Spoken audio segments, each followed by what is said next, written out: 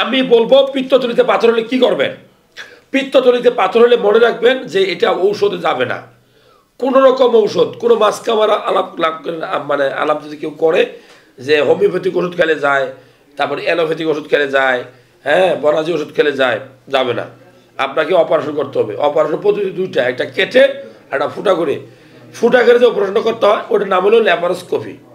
তো ল্যাপারোস্কোপি করেই মূলত এই অপারেশনটা করতে হয়। আর কেটে অপারেশন করার সুযোগ এখন আর নাই, সো বা করার প্রয়োজন নাই। আমি মনে করবো যে কেটে করলে অনেক দিন থাকতে হয়, কেটে করলে ওই জায়গায় হার্নিয়া হতে পারে, কেটে করলে আপনার অনেক বেশি ওষুধ খাওয়া লাগতে পারে, আর কেটে করলে অনেক দিন হাসপাতাল থাকা লাগবে। আর ফুটা করে করলে আপনি আগের দিন অপারেশন হবে, পরের দিন বাড়ি চলে যাবেন, আপনি অফিস আদালতের কাজ করতে পারবেন, আপনার বেশি দিন ওষুধ খাওয়া লাগবে না। যে জায়গায় ফুটা করবো ওই জায়গায় হার্নিয়া হবে না। সো আপনি কেটে না করে ফুটো করে মানে ল্যাপারোস্কোপির মাধ্যমে কসমেটিক অপারেশন যেটাকে আপনারা বলেন ওইটা করবেন।